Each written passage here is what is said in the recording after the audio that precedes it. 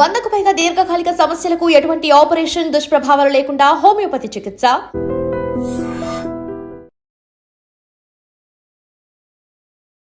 నిన్నగాక మొన్న మీరు చూసే ఉంటారు ఒక టీవీ ఇంటర్వ్యూలో ప్రదేశ్ కాంగ్రెస్ కమిటీ అధ్యక్షుడు మహేష్ కుమార్ గౌడ్ గారు అవును ఆ 10 మంది మా పార్టీలో చేరినారు అని స్పష్టంగా చెప్పారు. మరి పీసీసీ ప్రెసిడెంటే అప్రూవర్ గా మారిపోయిన తర్వాత, పీసీసీ ప్రెసిడెంట్ గారి నేరాంగీకారం చేసిన తర్వాత ఇంకా ఎంక్వైరీ ఎందుకు, ఇంకా చర్చ ఎందుకు, ఆ 10 మంది మీద వేటేయడానికి స్పీకర్ గారికి మొహమాటం ఎందుకని మేము అడుగుతా ఉన్నాం.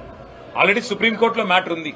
ఇవాళ కాంగ్రెస్ నాయకత్వం ఏమనుకుంటున్నదంటే ప్రజలను, మీడియాను, కోర్టులను కూడా, న్యాయ వ్యవస్థను కూడా చిన్న చూపు చూస్తూ మేమేదో వీళ్ళతోని కొన్ని చిలిపి ఆటలు ఆడి ఏదో తప్పించుకోవచ్చు అన్న ధోరణిలో వ్యవహారం చేస్తా ఉన్నారు. ఈ జిల్లాలో కూడా ఒక ఎమ్మెల్యే గారు పార్టీ మారినారు గద్వాలలో. మరి వారు ఏ పార్టీలో ఉన్నారంటే చాలా విచిత్రమైన పరిస్థితి. ఎట్లా ఉందంటే ఇవాళ జీవితం అంతా రాజకీయం చేసిన పెద్దలు 2 సార్లు 3 సార్లు 4 సార్లు గెలిచిన వాళ్ళు, మంత్రులుగా పనిచేసిన వాళ్ళు ఏ పార్టీలో ఉన్నారు అని మీడియా వాళ్ళు అడిగితే చెప్పుకోలేని ఒక దురవస్థలో ఉన్నారు. కానీ నేరాంగీకారం అప్రూవర్ గా పీసీసీ ప్రెసిడెంట్ గారు మారినారు. అట్లాగే కడియం శ్రీహర్ గారు కూడా నేను కాంగ్రెస్ లో చేరాను అని స్పష్టంగా చెప్పారు. ఇవన్నీ ఆన్ రికార్డ్ మీడియాతోనే చెప్పారు. కాబట్టి ఇంకా ఇందులో చర్చించడానికి కానీ, తర్కించడానికి కానీ, పరిశోధించడానికి కానీ ఏమీ లేదు. వెంటనే వారి మీద వేటు వేయాలని చెప్పి మా పార్టీ తరఫున మేము డిమాండ్ చేస్తున్నాం. కోర్టు యొక్క ఆలోచనని గౌరవించాలని చెప్పి మేము విజ్ఞప్తి చేస్తున్నాం. మరి పీసీసీ ప్రెసిడెంట్ ఆయన ఒక అర్రలో కూర్చుంటే మంచిది. అంటే పీసీసీ ప్రెసిడెంట్ చెప్తున్నాడు కృష్ణమోహన్ రెడ్డి మా పార్టీలో ఉన్నాడని, మరి ఈయన నేను కాదంటున్నాడు. అదే స్వయంగా ఏం చెప్తున్నాడు, కండువా వేసుకున్నాను, నేను కండువా వేసుకున్నాను కాంగ్రెస్ కండువా, కానీ నాకు సిగ్గు లేకుండా నేను బీఆర్ఎస్ లో ఉన్నానని చెప్తున్నాడా? మరి బీఆర్ఎస్ లోనే ఉంటే బీఆర్ఎస్ పార్టీ ఆఫీస్కి ఎందుకు రావడం లేదు? బీఆర్ఎస్ లోనే ఉంటే బీఆర్ఎస్ శాసనసభా పక్షంతో ఎందుకు కూర్చోవడం లేదు? బీఆర్ఎస్ లోనే ఉంటే బీఆర్ఎస్ ప్రోగ్రాంలలో ఎందుకు పాల్గొనడం లేదు? అంటే ప్రజలను పిచ్చివాళ్ళు అనుకొని, ప్రజలను వెర్రివాళ్ళు అనుకొని, ఓటేసిన ప్రజల్ని వాళ్ళ విఘ్నతను అగౌరవపరచడం కాకపోతే ఇది ఏంటిది? ఇంకోటి, ఎక్కడ చూసినా ఇవాళ మంత్రుల ప్రోగ్రాంలో నిన్న బూతులు తిడుతుంటే జూపల్లి కృష్ణారావు గారు, పొంగులేటి శ్రీనివాసరెడ్డి గారు టీఆర్ఎస్ ని, కేసీఆర్ గారిని బూతులు తిడుతుంటే అదే వేదిక మీద పల్లికిలించుకుంటూ కూర్చున్నది ఎవరు? మా బీఆర్ఎస్ ఎమ్మెల్యే కృష్ణమోహన్ రెడ్డి, కాంగ్రెస్ లో చేరిన కృష్ణమోహన్ రెడ్డి. అదే అంటున్నా, వీళ్ళ దురవస్థ ఎట్లా ఉందంటే 2 లింగాలు ఉంటాయి అవసరమైతే, ముఖ్యమంత్రి గారి భాషలో చెప్పాలంటే. ఒకటి పులింగం, ఇంకోటి స్త్రీలింగం. వీళ్ళు ఏ లింగమో చెప్పుకోలేని పరిస్థితులు ఉన్నారు ఇవాళ. కర్మ. కాబట్టి ఇట్లాంటి వాళ్ళని ఎన్నుకున్న ప్రజలు బాధపడే పరిస్థితి, ఇట్లాంటి వాళ్లకు ఓటేసి గెలిపించినందుకు కార్యకర్తలుగా మా కార్యకర్తలు బాధపడే పరిస్థితి. అయినప్పటికీ అత్యున్నత న్యాయస్థానం ఇప్పటికే చెప్పింది స్పీకర్ గారికి, మీరు వెంటనే నిర్ణయం తీసుకోవాలని. పీసీసీ ప్రెసిడెంటే స్వయంగా చెప్పిన తర్వాత ఇంకా చర్చకు కానీ, ఇంకా ఏదో రకంగా తిమ్మిని బమ్మించేసే కార్యక్రమానికి కానీ ఆస్కారం లేదు. పీసీసీ ప్రెసిడెంట్ చెప్పిన దానికి కూడా మేము సుప్రీంకోర్టు ముందు పెడతాం. తప్పకుండా స్పీకర్ గారు ఏమైనా ఉల్టా పుల్టా చేస్తే తప్పకుండా మళ్ళీ సుప్రీంకోర్టుకు పోతాం. న్యాయం జరిగే వరకు పోరాటం చేస్తాం. Thank you. కేటీఆర్ గారు మాట్లాడుతూ ఈ పార్టీ ఫిరాయింపులు జరిగినాయని, దానిపైన ఏదో జరిగిందని, ఫిరాయించిందని మాట్లాడుతూ సిగ్గుందా అనే మాట మాట్లాడాడు. పార్టీ ఫిరాయింపులు జరిగినాయా జరగలేదా ఏంది అనేది అది ఏదున్నా సుప్రీంకోర్టు పరిధిలో ఉంది, వాస్తవాలు అనేది తెలుస్తాయి. అయితే ఎమ్మెల్యేలకు సిగ్గుందని మాట్లాడాడు. ఈ సందర్భంగా కేటీఆర్ను నేను ఒకటే ప్రశ్నిస్తా ఉన్నా. న్యాయస్థానం ముందున్నటువంటి అంశాన్ని గురించి మాట్లాడుతూ ఉన్నా. ఏదున్నా న్యాయస్థానం నిర్ణయం తీసుకుంటుంది, స్పీకర్ గారు నిర్ణయం తీసుకుంటారు. సిగ్గుందా అనే పదం ఎందుకు ఇప్పుడు జ్ఞాపకం వచ్చింది కేటీఆర్కు? తెలంగాణ రాష్ట్ర ఉద్యమంలో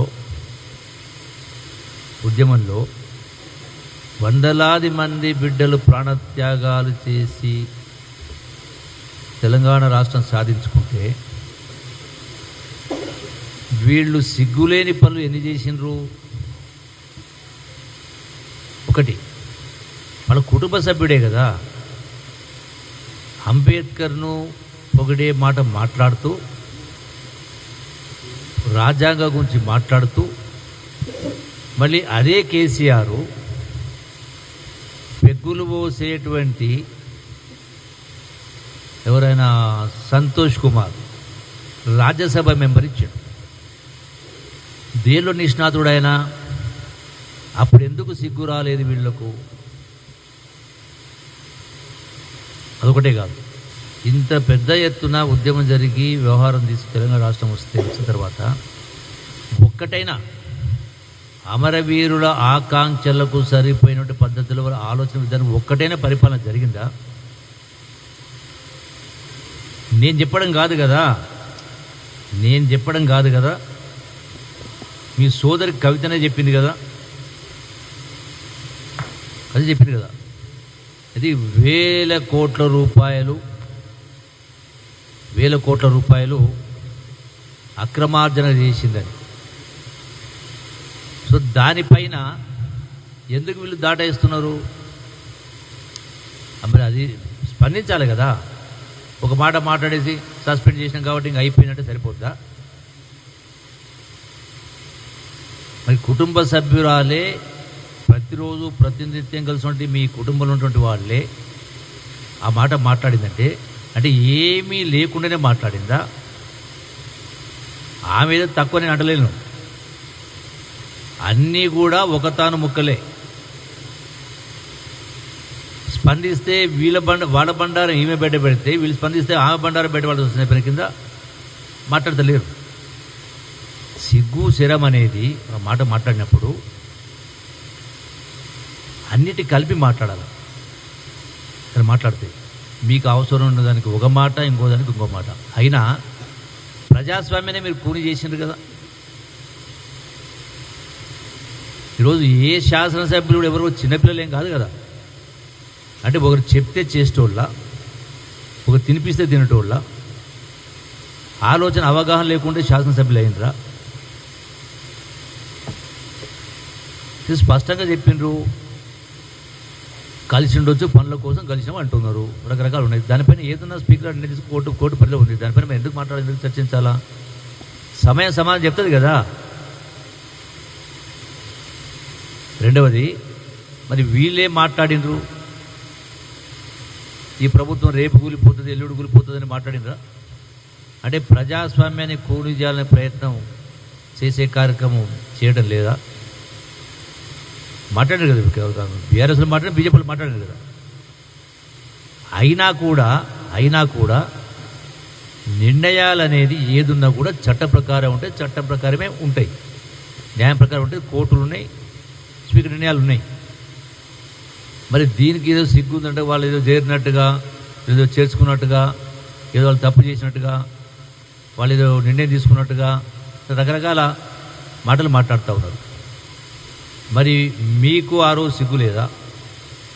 88 స్థానాలు గెలిచిన తర్వాత